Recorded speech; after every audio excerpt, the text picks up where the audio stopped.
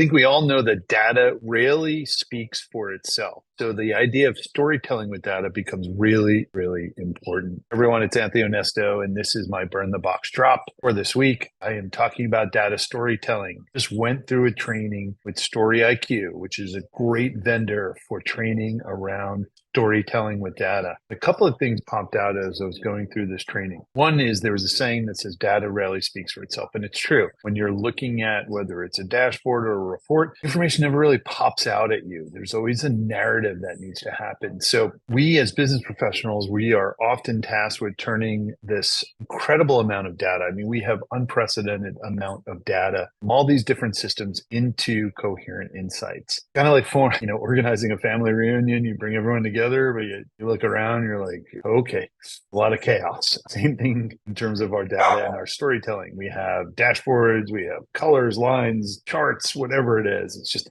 all these different tools to narrate what the data is saying. But oftentimes we look at these things and go, I don't even know what I'm looking at right now. So let's first look at the data first and foremost, because that's a fourth wall break. We want to talk about storytelling with data storytelling. But there's actually research from the Stanford Graduate School of Business that underscores the really importance of storytelling, indicating that narratives make data up to 22 times more memorable than facts. Again, let me repeat that. Narratives make data up to 22 times more memorable than facts alone. The importance of narrative. Content Marketing Institute highlights that blending storytelling with data presentation amplifies audience engagement. Again, same point, memorable and engagement. Harvard Business Study revealed that executives are 70% more inclined, 70 more inclined to consider information credible and actionable when data is presented within a narrative framework.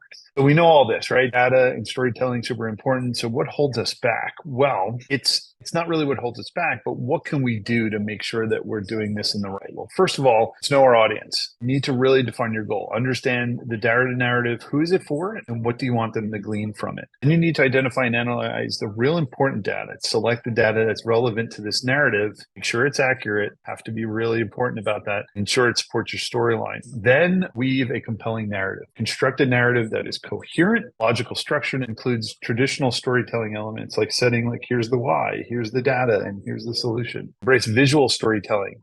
Graphs, charts, videos, whatever it is, create a really memorable storyline. Continuously refine your narrative based on your feedback, right? Enhancing it, making sure it's clear. Marry data with storytelling, blending the precision of data analysts with the allure of storytelling really unlocks the potential of your data. Last but not least, and this is good for everything in your life, practice, iterate, improve, right? Ensure that you're practicing presenting things with data. So here are some pitfalls. These are the things that you want. These are common missteps that you really want to avoid when telling a story with data. One, don't lose sight of your audience, right? You have to make sure, like we suggested before, that you know your audience, and that could lead to disconnection. Data misinterpretation. So whether you're using relevant or outdated or really just incorrect data can really, really erode your whole narrative.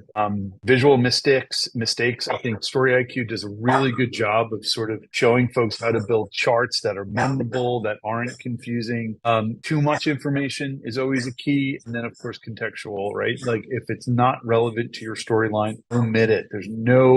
It's more confusing to have too much data than there is to have not enough data. So whether you're constructing a dashboard or compiling data or even just building a report or doing a keynote, make sure that you bring in all of these elements, knowing your audience, identifying, making sure that the data is correct, create a story around the data, and making, again, I can't say it enough, making sure you really, truly understand your audience. Who are you trying to convey a message to? What is that message? And how are you conveying that message? That's my quick drop around storytelling with data this week. We'll see you next time.